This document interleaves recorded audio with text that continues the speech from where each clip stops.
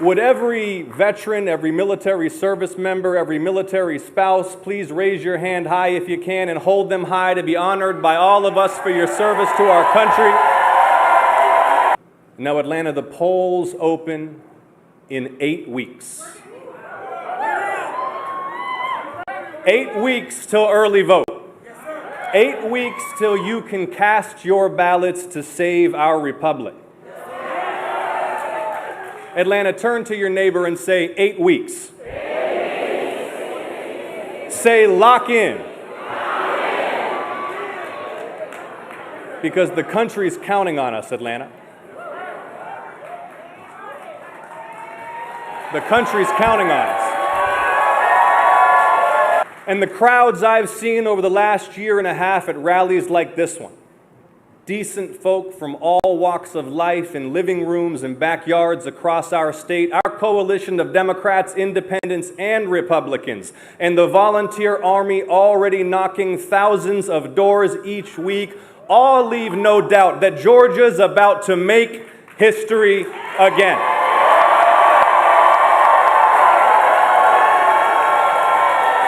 Atlanta, are you ready to win?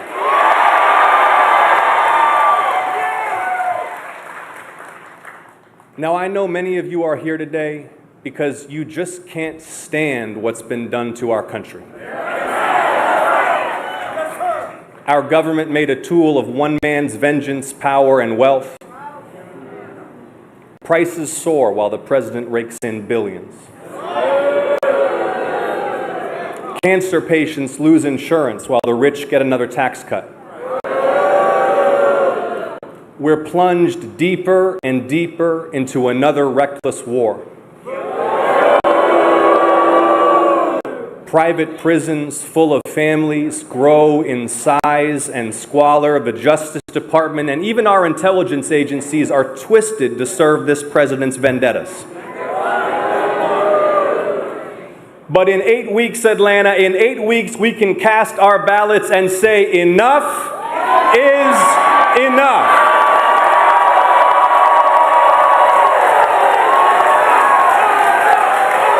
In 8 weeks, we will vote to rebuke him so decisively that no president will dare such abuses again for centuries, Atlanta. In 8 weeks, we'll vote to elect a Medicaid expanding Governor Bottoms to end our state's health care emergency.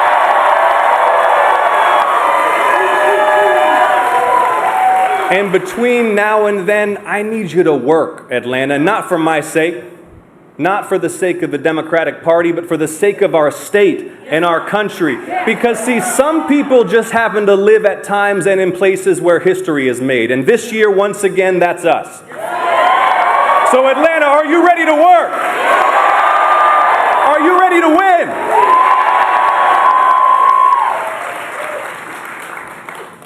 Now, remember, he promised to lower prices on day one. You remember that? And I want the president's remaining supporters to hear this, because it was all a lie.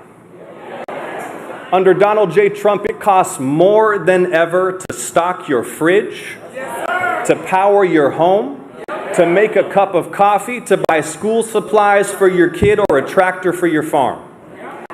Gas is up 30% since inauguration. Diesel, 47%, coffee, 35%, ground beef, 23%. They doubled your health insurance premiums and slashed Medicaid to cut taxes for their corporate donors and the ultra-rich. They made you pay more for everything and took us to war on lies and spent most of last year trying to cover up for the world's most famous pedophile while the crook president and his crook family raked in billions.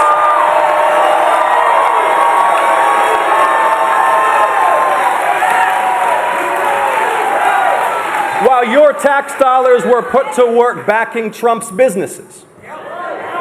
See, they are literally the elites they pretend to hate. So say it again with me now, Atlanta. Enough is enough. Now, he promised to lower prices on day one. He also promised peace and gave us war. Now, in its 6 months, they drained our stockpiles to achieve nothing. Iran still has its uranium, Hormuz is still closed, and it was all lies. 18 brave Americans killed in action. Remember last year they claimed Iran's nuclear program had been obliterated? Then this year they claimed it posed an imminent nuclear threat? Both times lies. On day one of the war, listen to this, day one, the president said the war was, quote, ahead of schedule. Ahead of schedule. On day 4, he declared victory. Today is day 170. And did y'all see Hegseth in front of that committee? Did y'all see it? Listen to this. On day 9 of the war, the incompetent Pete Hegseth guaranteed Iranian surrender. On day 14, he claimed Iran's military had been destroyed. On day 40, he said every single objective had been achieved. That was 4 months ago. They've lied nonstop about this war like they lie about everything. And they know they're lying, but they lie and they keep lying anyway because in this White House, they view persistence in deceit as a virtue. You hear me, Atlanta? And there's something uniquely despicable about lying a nation into war. Treating citizens as fools and those who serve as pawns. Aboard the USS Abraham Lincoln, they've now been at sea for 240 plus days without a port call. It's a Navy record. And still they serve with excellence. And still they serve with excellence. God bless the sailors, Marines, aviators, and all aboard the United States ship Abraham Lincoln.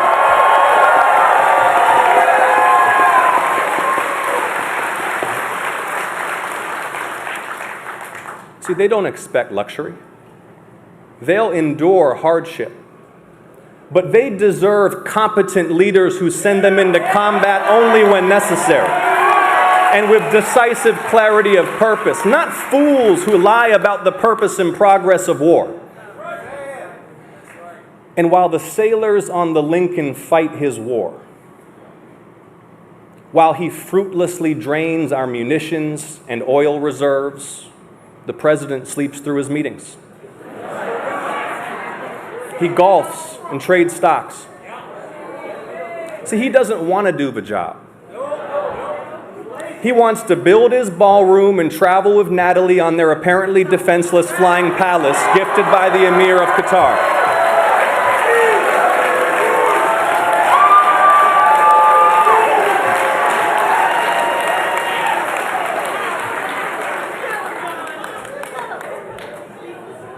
And above all, Donald wants to get money. How much have you heard about the president's stock trading? When he first announced the tariffs, you remember that? He called it Liberation Day. And it crashed the markets because it was clown policy. You remember that? Okay, so follow me through on this. He announces the tariffs on April 2nd of last year. The markets tank nonstop for like a week because it's a disastrous trade policy. And 6 days into the crash, April 8th, Trump buys millions in stock. I'm talking Amazon, Nvidia, Apple, Microsoft, Berkshire Hathaway. And then the very next morning, April 9th, he posts on Truth Social, quote, "This is a great time to buy." 3 exclamation marks. Okay, now listen to this. 3 hours and 41 minutes after that post, 1 day after he bought millions in stock, he canceled the tariffs and triggered one of the biggest same-day rebound rallies in market history. He's trying to get money. And you saw now he's offering paid subscriptions to presidential announcements, right? Just understand what's for sale here. The sitting president's pronouncements on war and peace and economic policy delivered first to paying customers? What an absolute crook.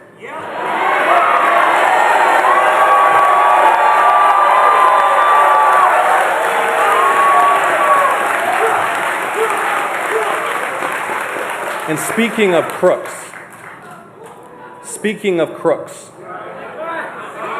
not a lot of people know this, but Congressman Mike Collins is literally one of the most active crypto traders in the entire Congress, House or Senate. Now remember, Mike's already under federal investigation for illegally funneling tax dollars to his violent staffer's girlfriend for a no-show job. Do you remember that? But Mike Collins also repeatedly broke the law hiding his crypto trading. Because he's like a scandal piñata. So every time you shake him, more misdeeds fall out.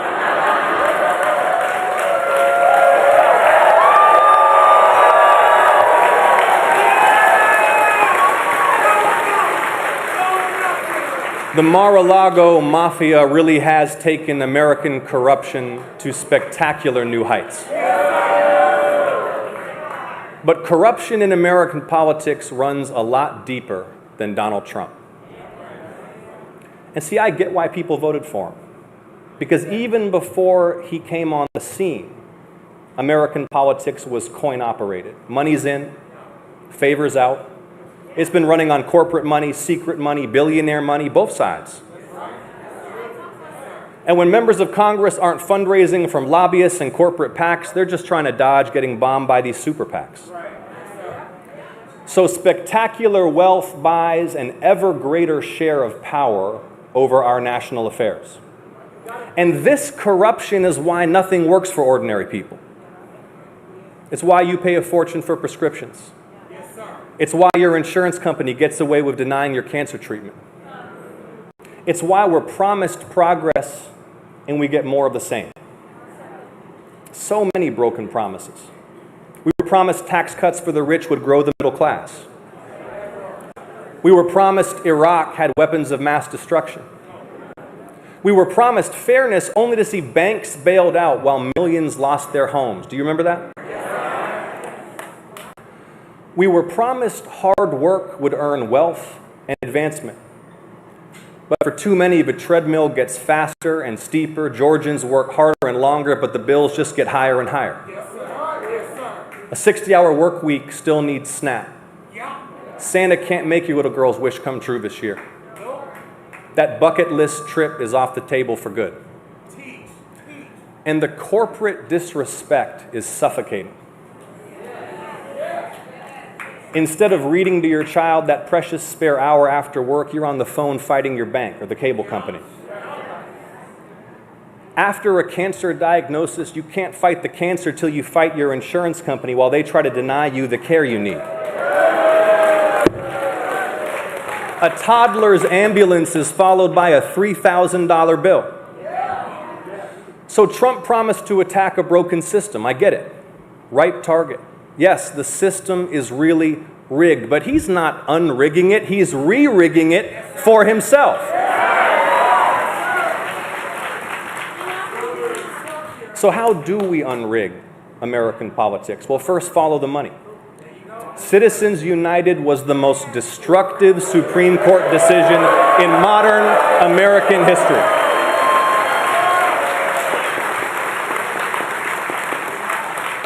And see, Donald Trump's rise is a symptom of all of this. And I suspect many of you are here because you recognize that our task is not just to contain his wickedness, but to cure the rot that gave rise to it. That this broken moment is an opening not for restoration, but for reformation.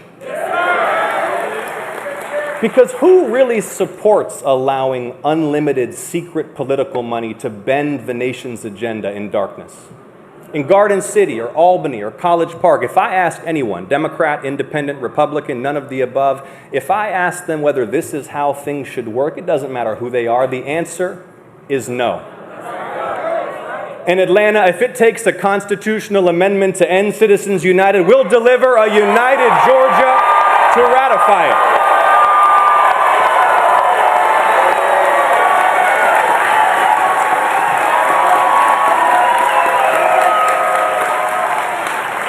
A united Georgia.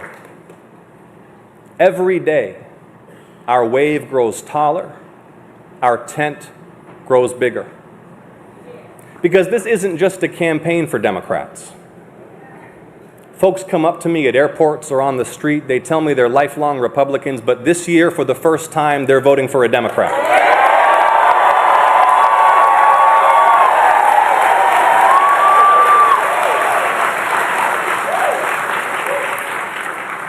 The mayor of Valdosta, Scott James Matheson, a friend of mine, a conservative Republican, he's backing this campaign. And when the storm hit, I was right there with him to check on folks, block by block, to serve meals, and then deliver federal disaster relief, because that hurricane didn't check party affiliation when it comes to Georgia. And when it comes to serving Georgians, I don't either. I don't either.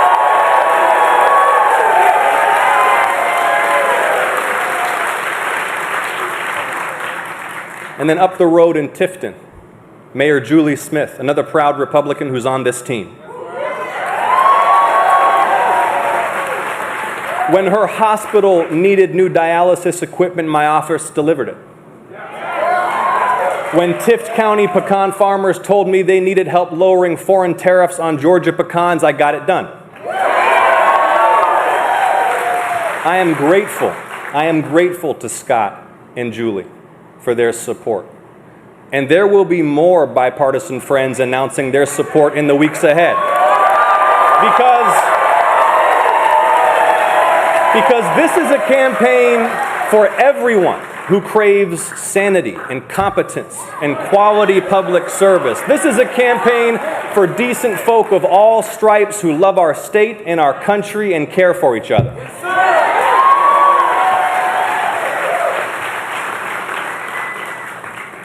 Every day, I think about Congressman Lewis. His portrait hangs right above my desk in my Senate office. And even in his final months, he kept reminding us that we all live in one American house, that we all live in one world house. John Lewis called it the inevitable truth that we're all members of one human family. And I suspect many of you are here because you're so deeply troubled by the pain so many of our fellow human beings are enduring right now. The terror of a child watching ICE take away her mother. The despair of a cancer patient losing coverage mid-treatment. The silent panic of a grandmother when she sees the receipt for her groceries and then remembers there's 3 weeks left until her next Social Security check. And that ache in your heart, that pit in your stomach, that's what reminds us we're all in this together. That we're not just one United States, we're one united people. E pluribus unum, out of many one.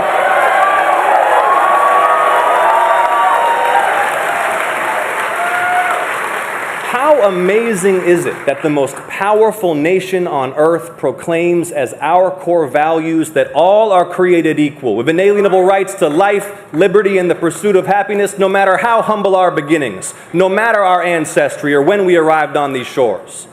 Because Americans aren't a race, we're a people. Yes, sir.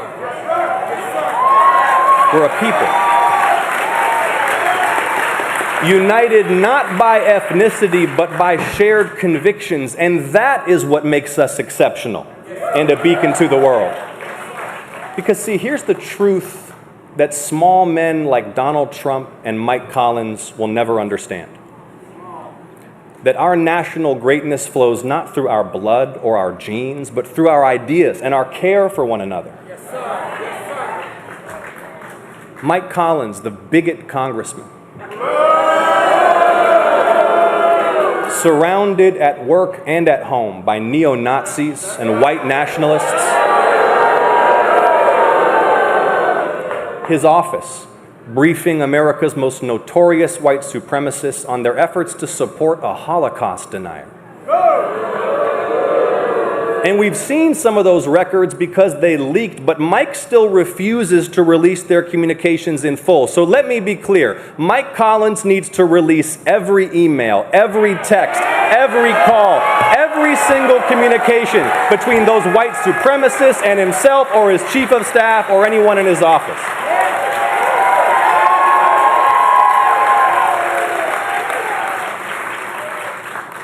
And then there's the neo-Nazi propagandist with 1 million followers producing neo-Nazi propaganda at Mike Collins' house while producing promotional content for Mike Collins' business. This is a real thing that happened. And Mike still refuses to answer whether his business paid the neo-Nazi or if he just accepted the neo-Nazi services as a gift. The press asked him and he ran away. Did you see it? He literally ran away from a press conference. It was Mike Collins alone standing in a field. A reporter asks if he paid the neo-Nazi. He won't answer. Another asks if Mike endorses white nationalism. He won't answer. Mike literally gets so scared you can see his hand shaking at the podium until he just flees.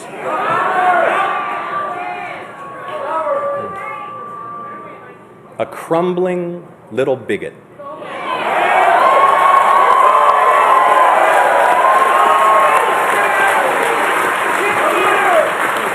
And the sad spectacle of a collapsing campaign.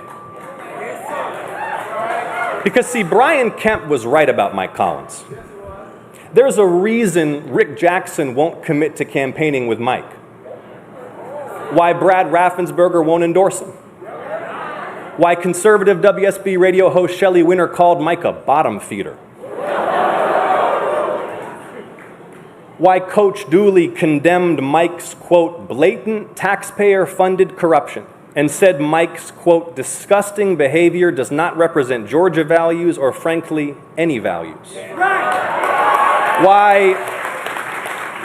Why Eric Erickson said that Mike, quote, knowingly hired a sociopath with a criminal record who was alleged to have used your and my tax dollars to subsidize his girlfriend.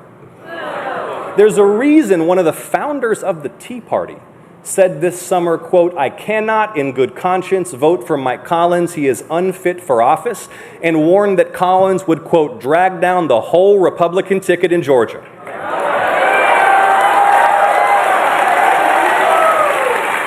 There's a reason. And that reason is Mike Collins is a known bigot under federal investigation for the illegal misuse of tax dollars, surrounded by neo-Nazis and white nationalists, widely known for his poor character and low integrity, who voted for war and voted to cut your health care and is unfit for any elected office.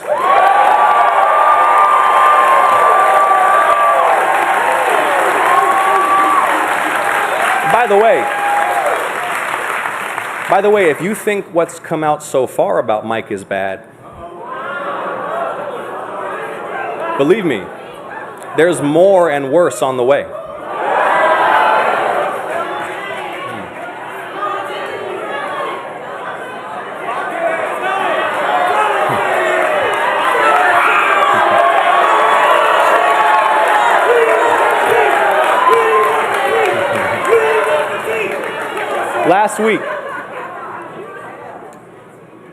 Last week, just 2 weeks after he ran away from the neo-Nazi press conference, Mike got himself in trouble again when a man named Dominic Box came to a Mike Collins breakfast at a golf club in Savannah.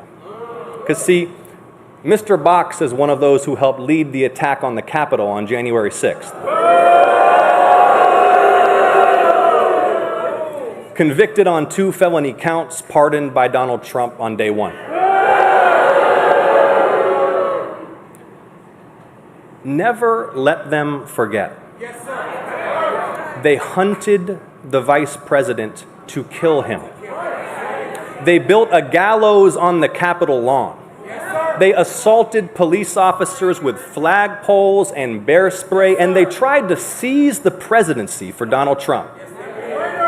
And to this day, Mike Collins supports that violent attempt to overturn the election. He honors and defends them. He went to visit them in jail. And at that Savannah breakfast last week, Mike told Mr. Box he wants to pay those violent criminals with your tax dollars.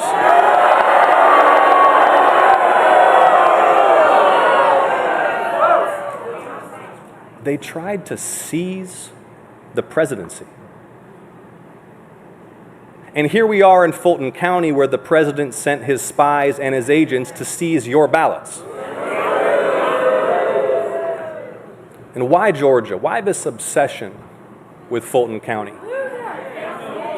It's the same reason he's obsessed with Philly. It's the same reason he's obsessed with Detroit.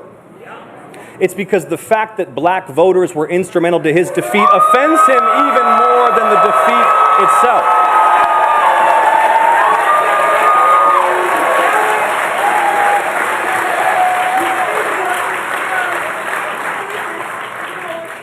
But how foolish of them to launch an attack on voting rights right here at the political and spiritual center of the very black history they seek to erase. In Atlanta, if Donald Trump thinks Georgia voters will be deterred or intimidated from exercising their voting rights after all that was sacrificed to secure them, he will be dealt his most resounding defeat yet.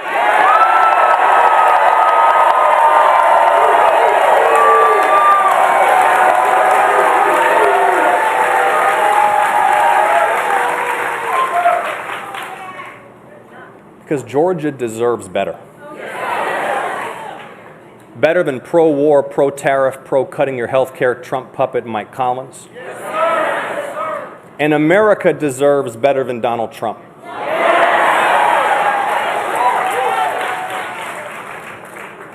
Just think, 250 years on, what the founders would see if they visited us today. They'd see that slavery had been abolished. They'd see that Americans without land, and then women, and then the descendants of slaves had secured voting rights. They'd see that our science and technology propelled human knowledge to unimaginable heights, and that those 13 colonies had grown into a superpower that defeated the Nazis and communism. They'd see a pluralist democracy, people of all colors descended from every point on earth, stitched together out of many nations into one. But they'd also see a nation that at the height of its wealth and power fell into the very traps they most feared.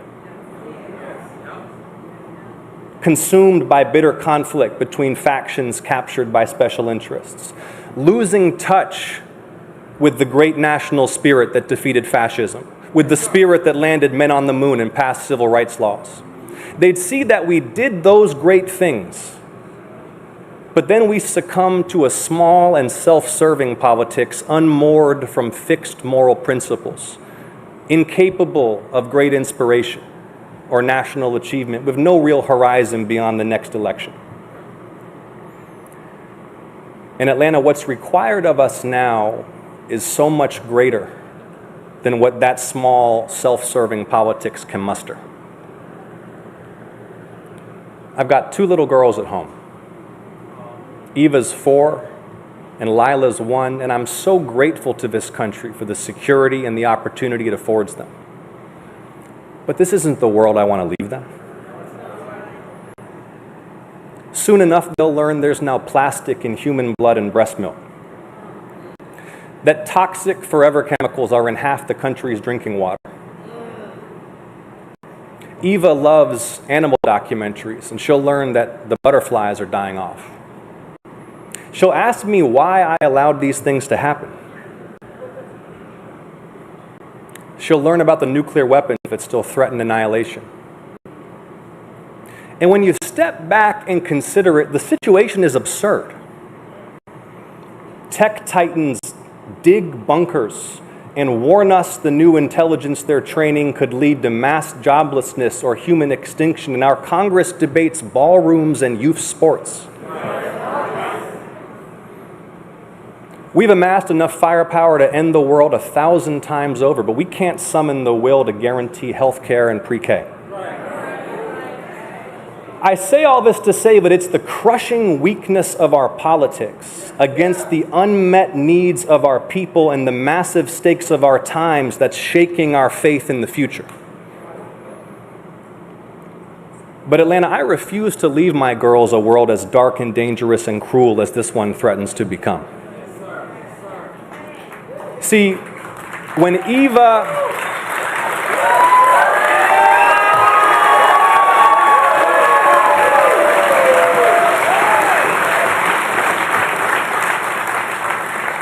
Eva's old enough to ask me why I'd let this happen, I'm determined to answer truthfully that I didn't.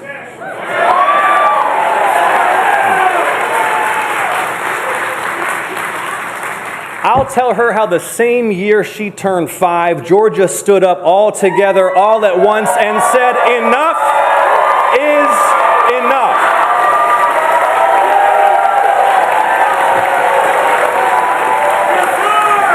I'll tell her how we overcame every doubt and dirty trick, not just to win, but to set a new course for our state and our country and our world. Because Atlanta, our power's right there, just waiting for us to pick it up and use it.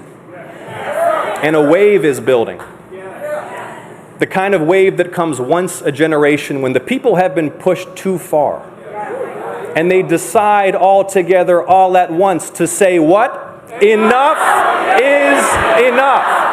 The polls open in 8 weeks, Atlanta. 8 weeks.